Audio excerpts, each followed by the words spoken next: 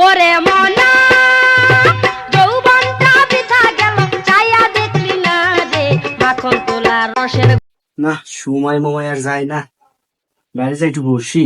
কে দিল পিহিতের বেড়া লিচুর বাগানে। ঘরে টিভিও নাই, ফোনও নাই, একটু সময় মময় যা কাটবো, দেখি কি করাবে। একটা বুধ দিয়েছে, হাসুরি হাতে একটু ঝগড়া করি, তাও সময়টা যাইবে। আমি কাজ কাম করতে তো ওরা না যাই, আর একটা মহারাজার বউ আছে, হে খায় আর ঘুম পারে, কোনো কাজ কাম করার নাই।